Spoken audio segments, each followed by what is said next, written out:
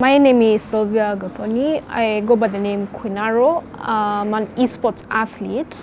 Game of specialization is Tekken 7. I also happen to be a content creator. I'm currently signed to UYU, an esports organization in North America. I also happen to be a member of this year's Forbes 30 Under 30 class of 2022. Gaming is mostly meant to be a form of escapism, a place where you can just enjoy and have fun.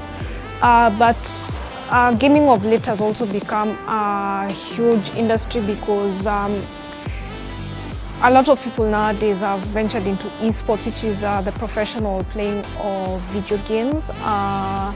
I think games like Call of Duty, think games like Tekken, think games like Mortal Kombat and FIFA, just to mention a few. So I happen to be in this esports industry as a professional player or esports athlete, which is the term I prefer to use. Since I started my career in 2017, it's been quite an interesting journey.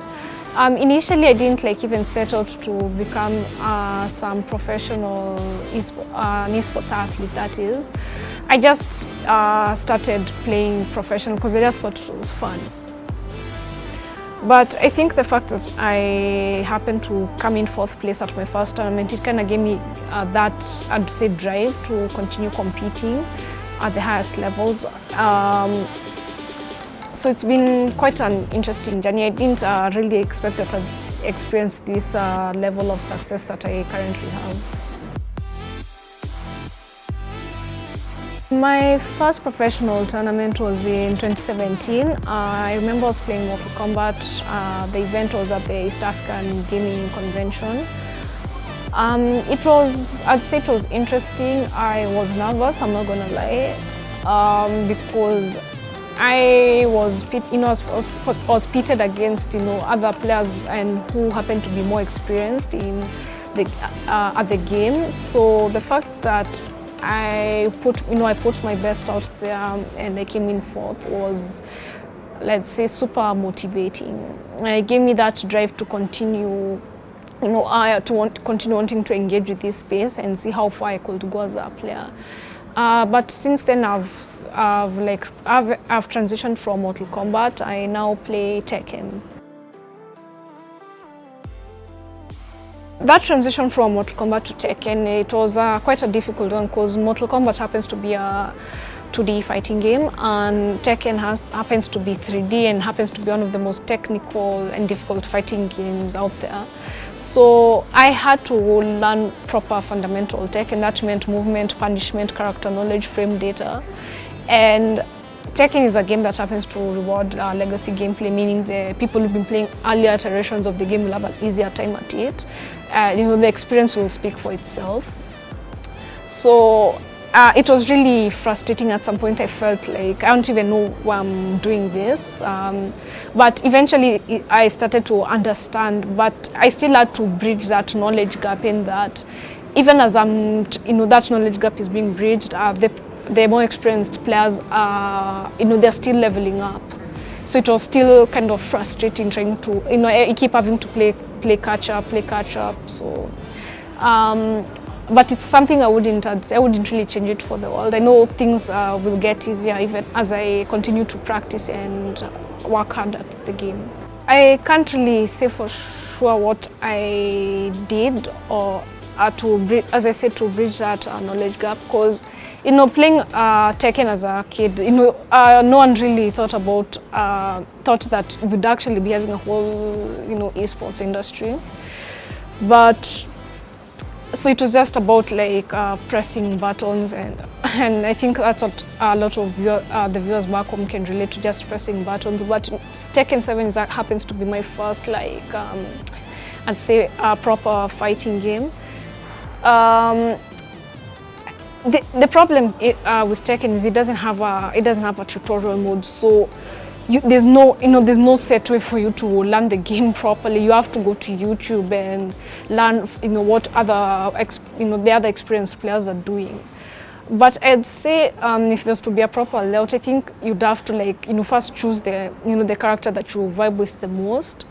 Then, learning everything, learning your character's strengths and weaknesses, and, learning I'd say their best moves, like the best moves that apply to, in line with their strengths and weaknesses, and you go from there. Yeah, you're right when you say that there's more to gaming than just sitting down and playing and locking out the rest of the world. There's a reason why I use the term esports athlete. At the end of the day, in as much as I'm playing video games professionally, I still need to treat my body and mind as a temple, and it's easier said than done. I still have to eat right. I still have to work out and make sure that my physical and mental health aren't compromised in as much as I want to reach newer levels and heights as a player. So, and also keeping in mind that I'm still also a student, so I think gaming is meant to make, and professional gaming, that is meant to make you be a better person overall, be a more disciplined person. So, that means, as I said, eating right, working out regularly, setting time to practice, setting time for your books, and being the best and most disciplined version of yourself. When it comes to these issues of addiction, that's been a phrase that's been used to discredit what we in the gaming and esports industry do. But I feel that it tends to be a disingenuous kind of point, because addictions can occur from anything. It doesn't have to be necessarily just games. You can be addicted to drugs, you can be addicted to TV, you can be addicted to your phone, you can be addicted to work. As in, we have the term workaholics for a reason, so are we going to tell people to stop working all in the name of preventing addiction, as you've put it? I think to try and mitigate such issues, it's an issue of having these discussions as we're doing right now, as well as this is something I've always told people when it comes to trying to maintain a balance. It's about prioritizing what is important to you. I tell myself when it's time to study, I at least try to put 2 hours into my books. When it comes to playing, I try to do the same. And I also try to remind myself, the magnitude of sacrifice, like my parents have gone through to put me through school, and the magnitude of sacrifice that I've come, I've made to reach the point that I am right now. So that's what I do to at least make sure that I strike a balance. And as a player, I want to be among the greatest. So I try to remind myself that in as much as I'm playing, I also to create time to eat right. I also put 30 minutes into working out and so on and so forth. The environment for female esports athletes, I'd say, is, I don't say that it's just a Kenyan thing, but to be honest, we have an inclusivity and diversity problem in the esports industry. That's something that's being actively worked on, but I feel that there's more that can be done to ensure that we create a safe space for women and other minorities in the space. Because you hear a lot of times that women have gone through harassment and sexism before, something that they can't really help about themselves. I didn't choose to be born a female. And I've never really gotten why, gaming is a male-dominated space. But, as I said, for the aforementioned reasons, sexism and harassment, I don't think anyone wants to really deal with that kind of nonsense. And I feel that at some point, this is something I've not only told you, but I keep telling other media houses I've done interviews with. I think it's about time that we women stopped being asked about our experiences in this space, because it kind of comes off as gaslighting. We need to stop being asked about the how of our experiences and how we get harassed. It's about time we started asking the dominant demographic, who happen to be the men, what they're doing to prevent these incidences of harassment and sexism, what they're doing to hold space for women and other minorities. There's a lot that needs to be done. For one, kick out the bad apples who give all of you a bad name. Stop tolerating nonsense. If you see someone making some questionable remarks, deal with them. Number two, I think when it comes to the marketing of games and tournaments, try to be as mindful and as inclusive of women and other minorities in the space. Because a lot of the times you see the posters of some of the games and and even these tournaments, a lot of them are geared towards men. And it's not that, you know, they have this nefarious plan to be exclusive of women and other minorities, but you know, it's just they haven't really put much thought about it, and they need to be as deliberate as possible. And on top of that, you know, try to include women in and the other minorities in leadership positions, and you know, deliberately ask what can we do to, you know, what can we do better. I think there've been like several points I've reached that like that place, like I just question like what am I really doing here. Number one is learning. As I said, learning Tekken has been the most difficult thing I've ever had to do, because you know, nobody likes losing in tournaments, and you know, when you lose in tournaments and when you force yourself to go to practice mode and you know, re-examine what went wrong maybe during a match or during a tournament, it forces you to like confront your insecurities and your, I'd say, your shortcomings as a player, like and you know, confronting that takes a lot of, I'd say, courage, and not just for me but for any other player, be it male or female.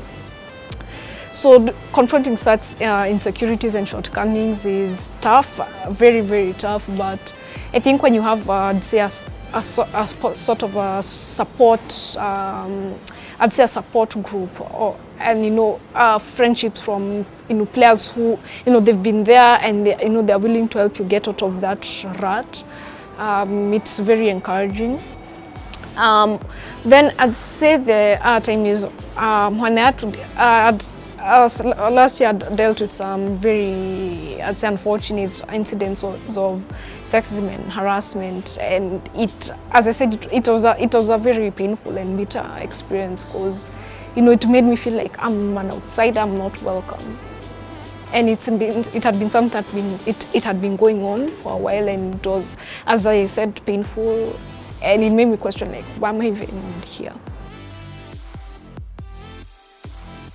I haven't like really gone through that, like since a lot of where the trolling and harassment tends to occur is in the first-person shooter games.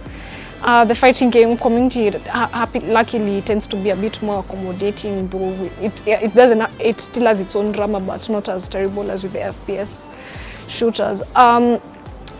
I think it's because it's something that's been normalized in the industry. Like when someone calls you racial slurs or calls you trash or, you know, attacks you, both genders get it. But you know, people have normalized it. It's just how the esports, the gaming and esports industry is. But because I want to also talk from my experiences as a woman, I think it tends to be worse.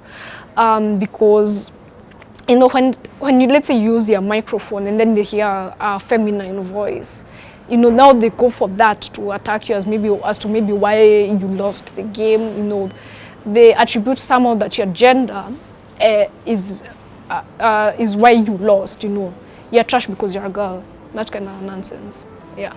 So what should you like advocate for people who are going through it? Like, what is the next step to take after this has happened to me? I'd say the steps that need to be taken is that the publishers and developers, which I am happy to say that I've been trying to take these deliberate steps to weed out this nonsense. But I think they need to be deliberate. They need to stop being accommodative of such kind of behavior, because it paints the entire industry in a bad light. And I wouldn't blame anyone who doesn't want to be involved in gaming and esports as a result of this behavior being normalized. They need to take stern action. If it's someone who, let's say it's a troll who happens to also be participating in tournaments, ban them. Don't allow them to partake in, you know, ban their ISP, ban them from participating in professional tournaments. True, as I said, I think having the insight of more women and other minorities in leadership could also be another step, because they may be able to offer better insights. And I think the overall root of this problem is the industry is still yet to acknowledge that there's a problem. They haven't acknowledged that there's a problem in how we treat, minorities. There's a problem in how we accommodate trolling and this kind of harassment and toxicity. The moment we start to acknowledge these problems is when I'd say we'd be able to take the first steps towards a more sustainable solution. Gaming in Kenya is still a very niche industry, but it's something that's growing slowly but steadily. People are starting to be more aware of the industry as a whole, that more people can get in either game development, being esports athletes and so on. But there's still a lot of roadblocks that prevent, I'd say, us reaching the heights that we can reach. For the laws on the book that we have on the books right now describe gaming as equivalent to gambling. That can be seen with the Betting and Lotteries Act of 1966, the Consumer Protection Act of 2013. The word gaming has been synonymous with gambling, and it gives the wider society that impression that when you talk about gaming and esports, like, is that gambling? That's the first thing a lot of people, and even the older generation, will go. That's the path their thoughts will take. And I think that our legislators need to change those laws and to make it equivalent, to make it synonymous with video games and esports as well. Number two, we don't have, say, widespread ISP infrastructure there, but I'm happy to say, like, Safaricom, Liquid Technologies, they've been trying to do what they can to make sure that the internet infrastructure is widespread throughout the country. Moreover, I feel that the current punitive tax regime that we live under needs to be changed, because it makes gaming and esports the preserve of the wealthy. And I think the moment that we have the taxes reduced to make sure that we can accommodate people of all classes, and so much so that they can actually afford the peripherals and consoles that they need to thrive at the highest levels of play. I think we'd have more engagement with in the esports fraternity, and also we need to create a consistent tournament culture. And I think to make sure that tournaments are part and parcel of what we do here, and we can actually compete and become world-class players, I think tournament organization needs to take a grassroots approach, not just doing one major tournament, one and done kind of tournaments.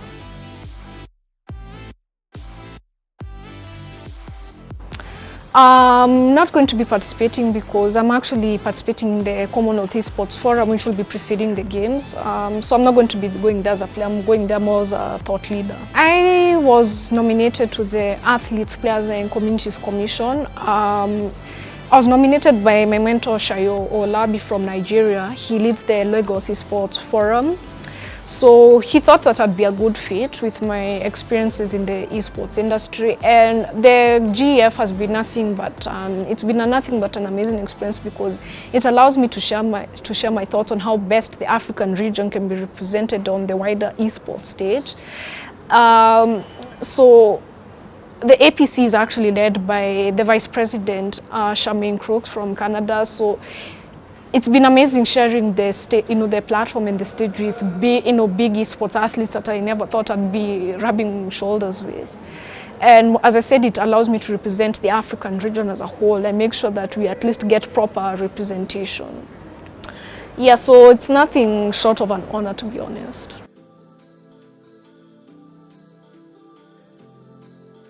It's actually given me food for thought on how best, when esports athletes retire, how best can we continue to serve the communities, that we are a part of. That's usually the bigger question, because We talk about being involved in the space, but we don't really talk about what comes next after. Yeah, that's part of it.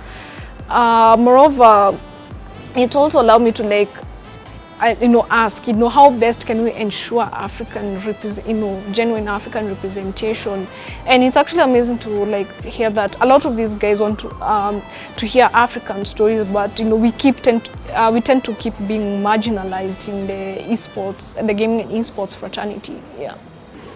The thing is this, anybody who's involved as an active esports athlete right now, they're not going to be playing their respective games for the rest of their days. I sure won't be playing Tekken forever. And we need to start thinking about the bigger picture, because a lot of us, we've had several experiences, and we need to give back to the next generation to make sure that they have an easier path than what we had coming up. So that means being policymakers, being coaches, or being in marketing, or just serving the esports industry and the gaming industry in one way or the other. We need to start looking for sustainable methods to do that. I'm actually thinking of also branching out, but I need to make sure that's something that I'll be able to handle, because I'm still planning on playing Tekken, because I'm sure a lot of us in the Tekken community are waiting for the next iteration, Tekken 8. I'm actually thinking of maybe potentially King of Fighters or 15 or Street Fighter 6, which is going to be released next year. So it's just something I'm pondering on, but I'm sure I'll have made a decision.